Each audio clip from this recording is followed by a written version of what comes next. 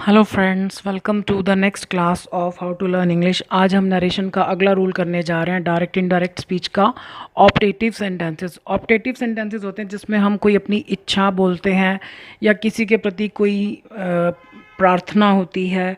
कभी कभी किसी के प्रति खराब भावना भी हो सकती है कि भगवान करे उसके साथ ऐसा हो जाए। तो चलिए स्टार्ट करते हैं।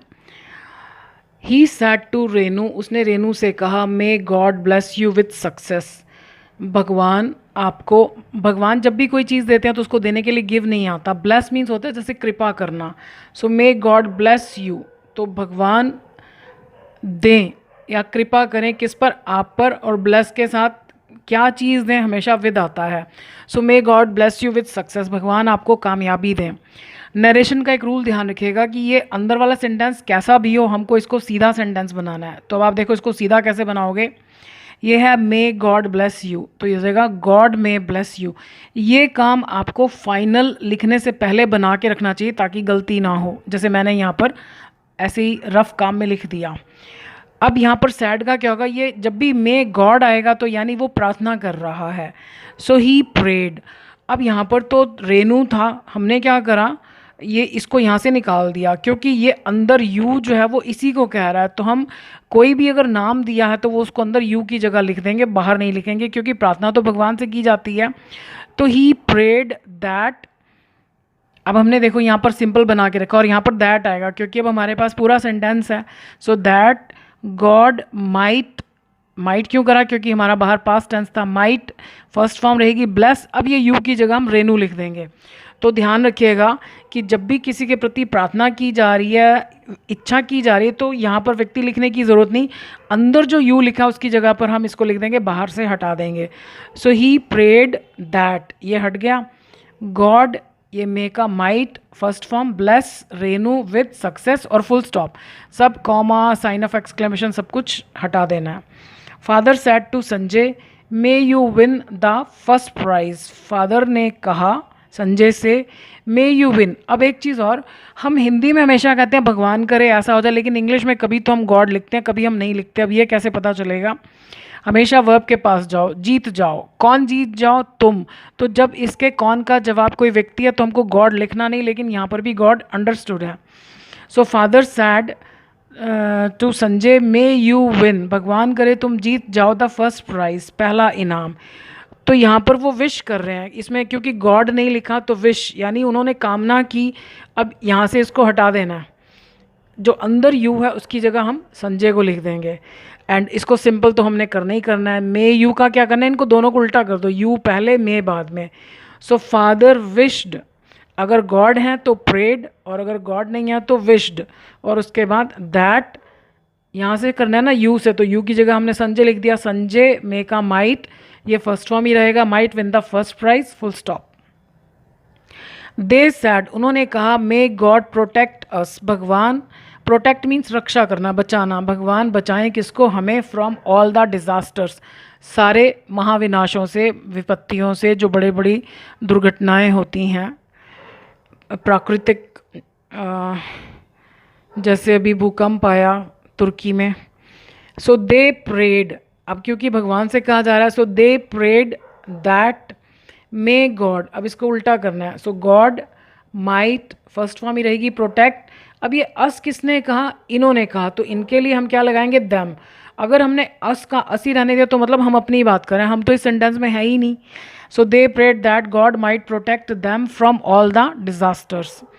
She said to the patient, उसने पेशेंट से कहा, may you recover fast. Recover means होता है ठीक होना, तो भगवान करे तुम जल्दी से ठीक हो जाओ। अब इसमें भगवान तो हमने लिखा ही नहीं, मतलब इसमें लिखा नहीं जाएगा, तो शी विश्ड, अब ये पेशेंट यहाँ आ जाएगा अंदर। She wished that the patient might, क्योंकि हमने इसको उल्टा कर देना, might recover fast. I sad, may my friends reach there destination safely. Destination होता है मंजिल। सो मैंने कहा कि भगवान करे मेरे दोस्त पहुंच जाएं अपनी मंजिल पर सुरक्षित रूप से। तो आई विश्ड दैट, अब माई फ्रेंड्स तो माई फ्रेंड्स ही रहेंगे क्योंकि हमने कहा my friends might reach there destination. अब ये डेस्टिनेशन किसकी है? ये थर्ड पार्टी है, मैंने फ्रेंड्स के बारे में कहा देयर डेस्टिनेशन, तो दे देम देयर अगर यहाँ बीच में आता है तो वो चेंज नहीं होता। Their destination safely. He said to them, he ने उनसे कहा मे योर बिजनेस यानी इनका business go to dogs. Go to dogs होता है बर्बाद हो जाना, फाइनेंशियली किसी भी चीज़ का आर्थिक रूप से बर्बाद हो जाना। अब तो ये तो विश नहीं, प्रार्थना नहीं, ये कर्स है, मतलब जैसे किसी को कोसना, श्राप देना।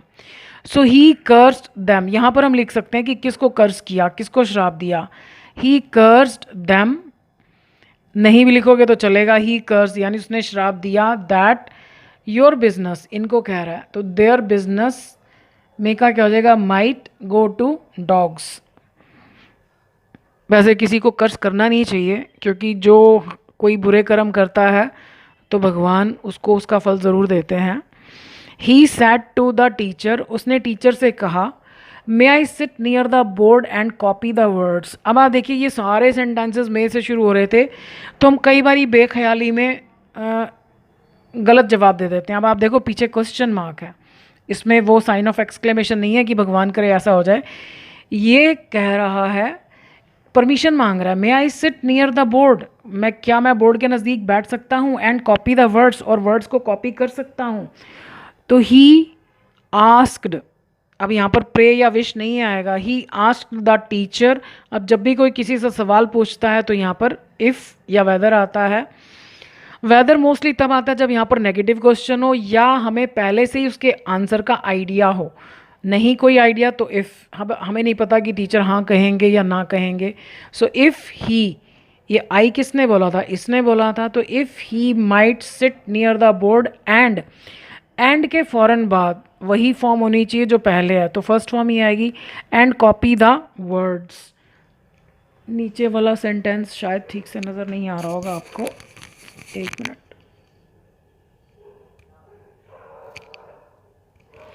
Next, the child said to the guest shall I show you my toys. ये भी रूल थोड़ा डिफरेंट था, तो मुझे एकदम ध्यान आया इसलिए मैंने ये दोनों यहाँ लिख दिया। हालांकि ऊपर मैंने ऑप्टेटिव सेंटेंसेस लिखा, लेकिन ये नीचे मुझे कुछ इंपॉर्टेंट चीज़ याद आ गई। ये तो खैर इनसे मिलता जुलता था इसलिए मैंने यहाँ लिखा। बच्चे ने मेहमानों से पूछा शैल आई शो यू। शैल जब क्वेश्चन की फॉर्म में आता है, आप मॉडल्स वाली वीडियोस देखिए उसमें समझाया हुआ है, तो उसका फ्यूचर से कोई लेना देना नहीं होता। जब सिर्फ क्वेश्चन की फॉर्म में आता है वो अभी की बात कर रहा है। शैल आई शो यू, क्या मैं आपको दिखाऊं, माई टॉयज़, मेरे खिलौने, ये बच्चे ने मेहमानों से कहा। तो जब शैल क्वेश्चन की फॉर्म में आता है तो वो हमेशा शुड में चेंज होता है, और अगर शैल सिंपल फॉर्म में आ रहा है, क्वेश्चन की फॉर्म में नहीं आ रहा, तो वो शुड में कभी भी चेंज नहीं होता, वो वुड में चेंज होता है। या आप यूँ समझ लो कि अगर आप इस सेंटेंस की हिंदी करते हो और अगर हिंदी में गागेगी आ रहा है तो गागेगी के लिए शुड कभी भी नहीं आएगा, वुड आएगा हमेशा। चाहे यहाँ पर शेल दिया हो तब भी वुड आएगा, और शेल जब क्वेश्चन की फॉर्म में आए तो उसका आंसर हमेशा शुड होगा, वुड कभी भी नहीं होगा। क्योंकि वुड आएगा तो फिर गागेगी हो जाएगा उसका meaning. The child asked the guests if, आई कौन है, चाइल्ड। इफ ही, शैल का हमने कर दिया शुड, शो का शो ही रहेगा। यू किसको कह रहा है, इनको कह रहा है, बहुत सारे हैं ये, दम। माई टॉयज़ किसने कहा, इसने, तो टॉयज़ किसके हैं, इसके, हिज टॉयज़। हमेशा ध्यान रखो आई माई मी ये वाली पार्टी होती है, यू हमेशा ये वाली होती है, और अगर इसके अंदर ही शी दे आ जाए तो वो ना ये वाली पार्टी है ना ये वाली पार्टी है, फिर वो चेंज नहीं होता, ही शी दे ऐसे का ऐसे ही रहता है। सो आज के लिए इतना ही। I wish you all the best, thank you.